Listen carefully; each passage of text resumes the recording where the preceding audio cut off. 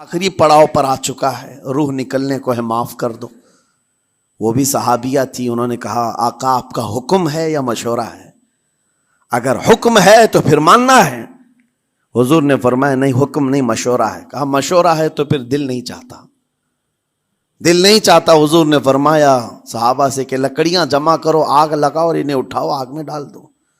آگ دہکائی گئی تو ماں کی ظاہر سی بات ہے ممتا بے چین ہو گئی۔ کہا ان کو میرے سامنے آگ میں ڈالیں گے؟ کہا ہاں، اس سے بہتر ہے کہ وہاں جلے گا، یہاں جلے۔ وہ ماں کہتی آقا آپ گواہ ہو جائیں، میں اپنے بیٹے کو معاف کرتی ہوں۔ ادھر معاف کیا، ان کی زبان پر کلمہ طیبہ جاری ہوا۔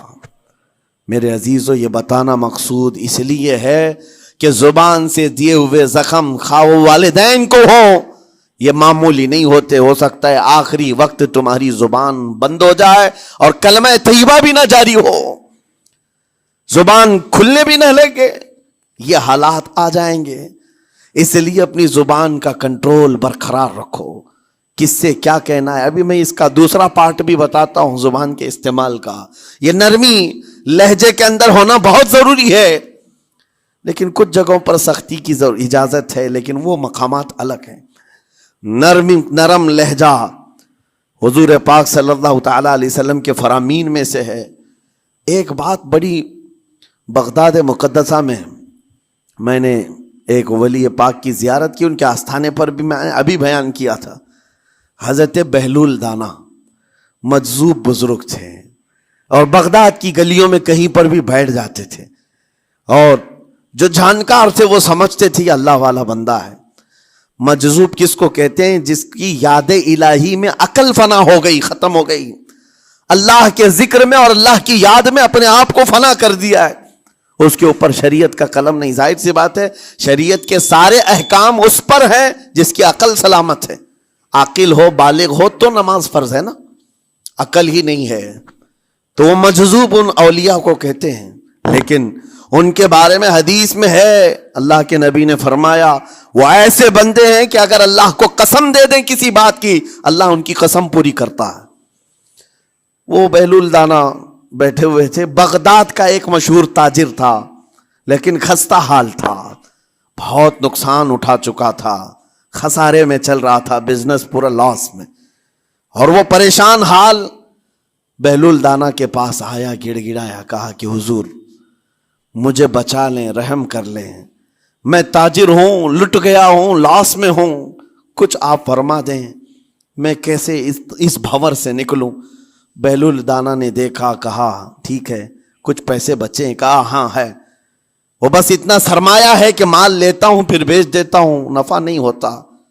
بہلول دانا نے کہا ایک کام کر، کالا کپڑا جتنا ملتا ہے سب خرید لے، پورے شہر سے کالا کپڑا جہاں جہاں مل جائے سب لے کر اسٹاک کر لے۔ کہا جی حضور آپ نے جیسا فرمایا۔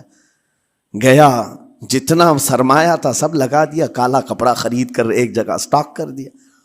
اللہ والے کا حکم تھا، لیکن ہوا یہ کہ بغداد کا معمول تھا، 8 دن گزرے نہیں تھے کہ وہاں وقت کے حاکم کا انتقال ہوا، اور جب حاکم کا انتقال ہوتا تو شہر کے جتنے بڑے لوگ ہوتے، رئیس لوگ، وہ اس کے سوگ میں، اس کے غم میں کالا کپڑا پہنتے تھے، اور کالا کپڑا سوائے اس تاجر کے کسی کے پاس نہیں تھا، اور سارے بڑے لوگ پیسوں سے اس کے پاس کالا کپڑا خریدنے آئے۔ یہ منہ بولے قیمت پر، جیسے تیسے جتنی قیمت پر بولے سب خرید کر لے جاتے، اور پل بھر میں ایک دن کے اندر وہ بہت بڑا کروڑ پتی بن گئے، بہت مال آ گیا۔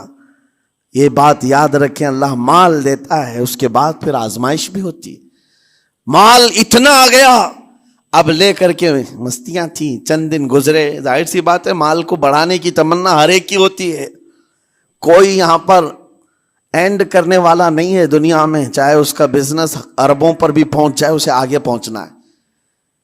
چند دن گزرے تھے، 8-10 دن، پھر آیا حضرت بہلول دانا کو ڈھونڈتے ہوئے، ایک جگہ میدان میں یہ مجذوب بزرگ بیٹھے مل گئے، آیا اور کہا او دیوانے بتا اب کیا خریدوں، پیسہ بہت ہے ابھی میرے پاس، بتا دیوانے اب کیا خریدوں۔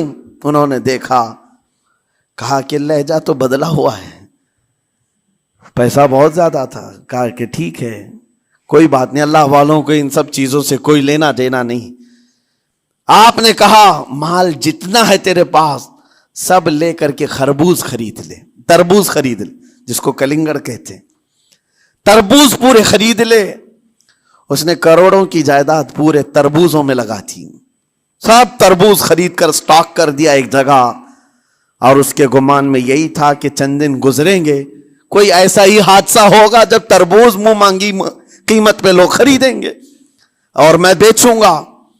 پورا مال تربوز میں لگایا. 2 دن 4 دن 6 دن 8 دن گزرے, کوئی حادثہ نہیں. ادھر تو تربوز سڑنے لگ گئے, وہ تو زیادہ دن سٹاک نہیں کیے جا سکتے. سڑن شروع ہو گئی. پھر تھوڑے دنوں کے بعد پورے کے پورے سڑ گئے. کروڑوں کا مال تربوز میں سڑ کے چلا گیا. وہ کچھ بھی نہیں سکا, کچھ نہیں کر سکا. واپس چیختا چلاتا اسی حالت میں آیا, پہلے سے بھی زیادہ بدتر حالت میں آ گیا ہوں. دوڑتے ہوئے آیا, حضرت بہلول دانا کو ڈھونڈتے ہوئے. کہاں ہیں وہ؟ اسی جگہ بیٹھے ہوئے مٹی میں بیٹھے رہتے تھے. قریب آیا اور کہنے لگا کہ آپ نے میرے ساتھ ایسا کیوں کیا بہلول؟ بہلول دانا نے کہا کیا ہوا؟ کہا میں تو لٹ گیا, تربوز میں پیسے لگائے آپ کی وجہ سے اور پورے سڑ گئے. بہلول دانا نے کہا میں نے تو کچھ نہیں کیا, پہلے تو تجھے نفع ملا تھا وہ تیرے لہجے کی وجہ سے, اب خسارہ ہوا ہے تیرے لہجے کی وجہ سے. پہلے جو آیا تھا بات کرنے کے لیے اس وقت تیری تمیز الگ تھی, تیری تہذیب الگ تھی, اخلاق الگ تھی. گڑ گڑا کر کہا تھا کہ میں لٹ گیا ہوں آپ رحم کر دیں. دوسری بار آ کر کے کیا کہا؟ او دیوانے بتا کیا خریدوں. لہجہ بدل گیا تو پوری حیثیت بدل گئی. زبان ہماری اونچائی پر بھی لے جاتی ہے اور نیچے بھی لے آتی ہے. اس بات کو ہمیشہ ملحوظ رکھیں کہ اس زبان سے بہت سارے لوگ نفع بھی اٹھاتے ہیں, بہت سارے لوگوں کو نقصان بھی ہوتا ہے. لیکن ساتھ میں یہ بات بھی عرض کروں, نرم گفتگو کرنے کا عادی ہر ایک کو ہونا چاہیے.